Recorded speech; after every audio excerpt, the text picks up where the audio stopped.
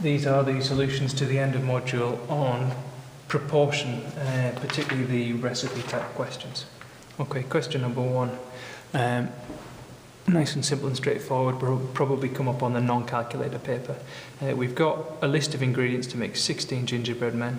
We need to change those quantities so we have enough to make 24 gingerbread men. Okay.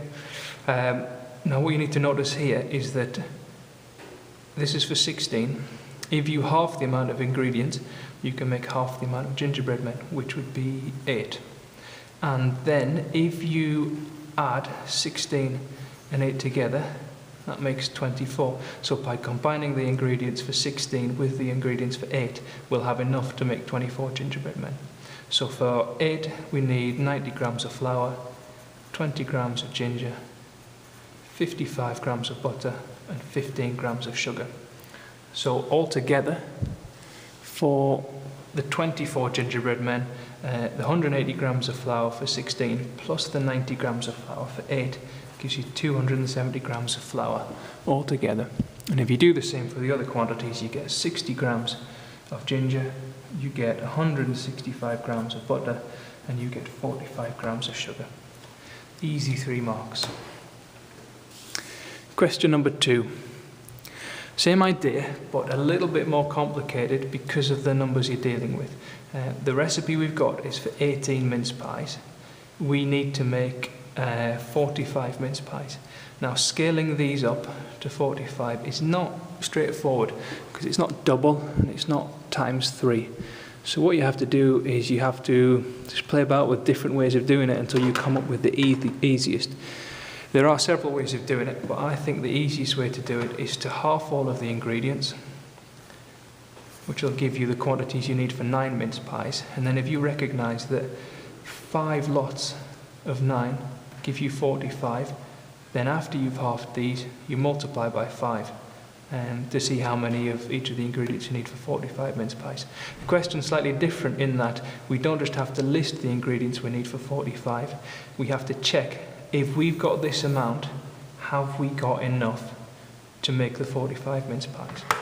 So let's start with butter. 225 grams of butter for 18 mince pies. Half it, that's how much butter we need for 9 mince pies. If we make 5 batches of that, so for 45 mince pies, we need 562.5 grams of flour. If we've got 1 kilogram of flour, then we've definitely got enough flour. We need to repeat the same steps for all the other ingredients. 350 grams of flour for 18, so for 9 it's 175, so for 45 it's 875 grams of flour. We have enough, we've got 1 kilogram of flour, so there's enough there. Okay, sugar. 100 grams for 18, 50 grams for 9, 5 batches of 9 is 45, so for 45 we need 250 grams of sugar. We've got 500 grams of sugar, we've got enough. Mincemeat, 280 grams for 9, 280 grams for 18, so 140 grams for 9, multiply that by 5. We need 700 grams of mincemeat for 45 mince pies, but we've only got 60 grams, therefore we don't have enough. And we need to finish this question by a sentence. Does Elaine have enough of each ingredient to make 45 mince pies? No, she doesn't have enough mincemeat.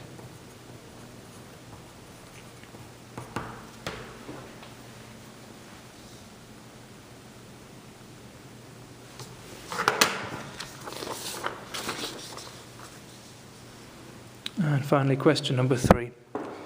225 grams of flour are needed to make 9 cakes. We want to make 20.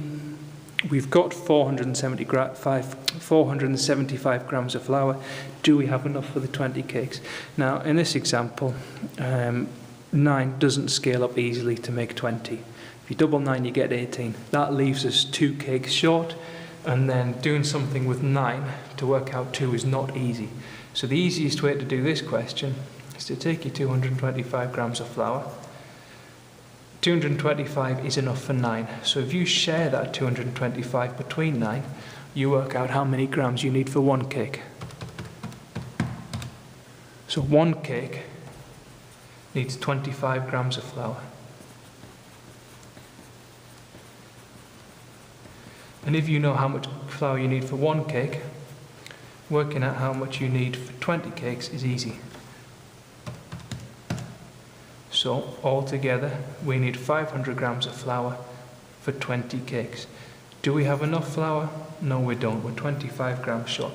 To get the final mark, we need to finish off with a sentence conclusion.